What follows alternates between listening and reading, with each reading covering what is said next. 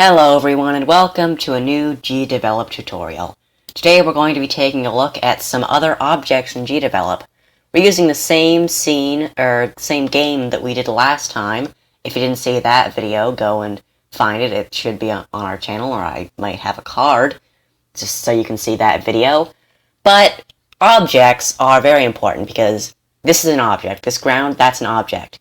This right here that kills the player, that's an object. And even the player itself is an object. So, when you want to make a new object, you just hit here, and then you're given some options. Now, up at the top here, you have two bars, New Object from Scratch, and Search Asset Store. Now, I'll be taking a look at the Asset Store in another video. This is a cool thing where you can just find a bunch of free, I believe at the moment, animations and sprites. Even though it's called the Asset Store, I believe they're all free at the moment. But we're taking a look at New Object from Scratch. Now, you've got these different options here for objects.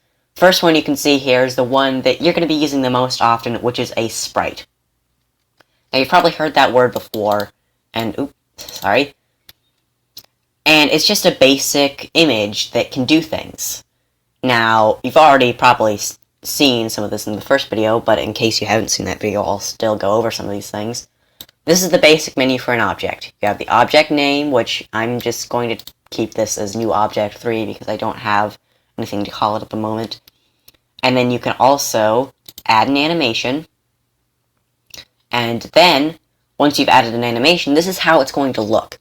Or this is going to be the animations that it has. For example, you could make animation 0, the idle animation, and then add another one for a walk animation, a jump animation, a falling animation. I haven't done that yet because this is a very basic game that's just to show you guys how to use GDevelop, but you could, if you get deeper into it, do things like that. And I'm just going to delete these animations because we don't need them at the moment for the basics. Now what you can do with these animations is you can add images, and animations can just be a single image. If you wanted your character to look the same, or your object to look the same throughout everything, for example, ground that doesn't do anything, you just have one picture here, and that would work for everything. But if you want it to be animated, you'd have to have multiple images. And then, importantly, if you want it to loop, you've got to do that. So we can add an image right here through a file, or multiple picture files, or you can do it with Piskel. Now, unfortunately, I cannot record a Piskel drawing for some reason because OBS just doesn't want to cooperate, but this is how you would do something right in the editor. Most game engines don't have this, so this is a very cool feature, and it uses the Piskel pixel art tool. You can also find it online at piskelapp.com. I like it because it's basic enough for me, someone who's not an artist, to make basic enough art that can suffice until Audrey, my artist, can get real art in if we're making a game.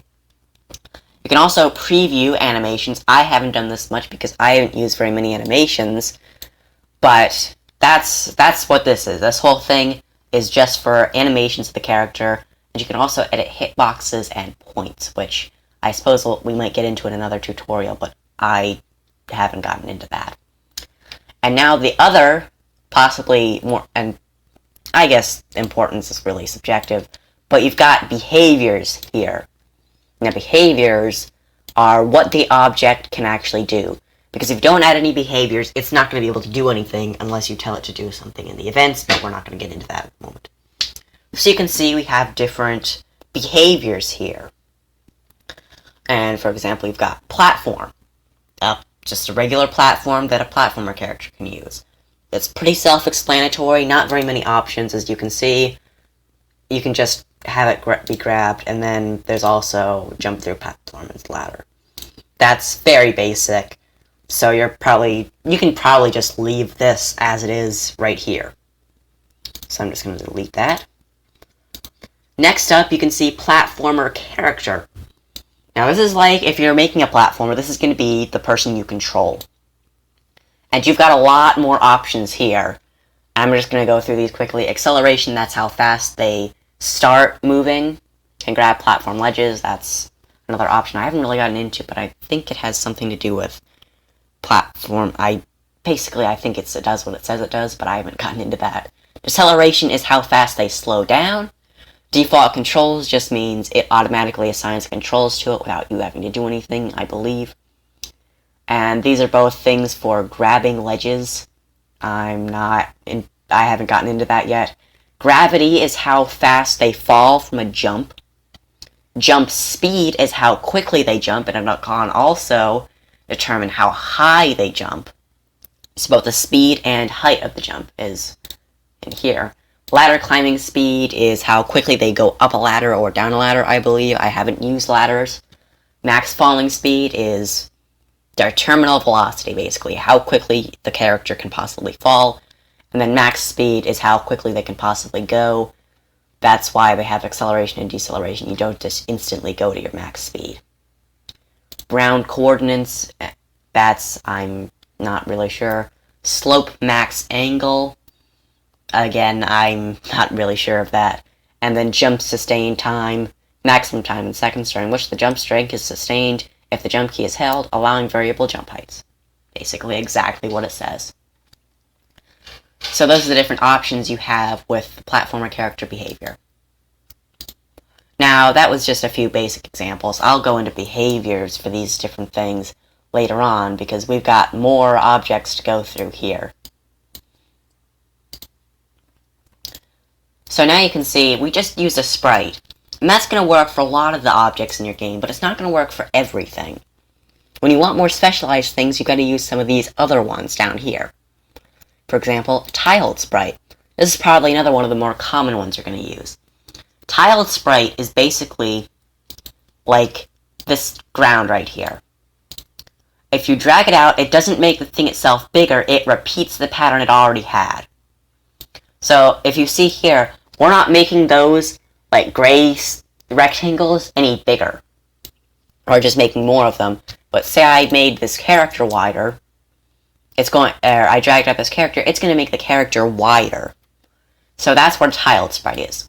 Mostly good for ground, like spikes, things like that. Things that you want a lot of without having to drag a bunch of objects out. So that's what that is. Then, after that you have text, which is just a string of text. You have some options here. For example, you can do, hello. And then the font, you can choose your font. Bold, italic, font size, font color. This isn't going to be like Microsoft Word levels of customization, but it's just the basics. And then you can drag it out, and there you go. You have your hello. Pretty useful for menus, but if you want to really get it more in-depth, or you want to really have a better menu, you really are going to want to use actual images, although, now that I think about it, I'm not quite sure of that. But yes, that is a text object. Next up, we have particle emitter. Now this is a more complicated one. You can see by all of these things that you can choose here. Particle emitters, I'm going to probably get into in some other episode, but basically, their function is to create particles. If I go into this preview here, you can see that it's creating some particles. They look a little like fire at the moment, but yeah, particle emitters can get more complicated, so we'll take a look at them in a later tutorial. So next up, we've got panel sprite or 9-patch, and I'm not going to take a look at this because I don't use them very often, but like it says here, an image with edges and corners that are stretched separately from the full image. Basically, if you want to drag different parts of the image out, I believe other programs have things like that. Text entry. Invisible object used to get text enter with a keyboard. I haven't used this, but I believe it's something like, if you want someone to type in their name, I think. That's what I believe. I haven't used that, though. And BB text is just a rich text label using BB code markup. As parts of the text. Basically, it's more complicated text, is what that is. And then a light.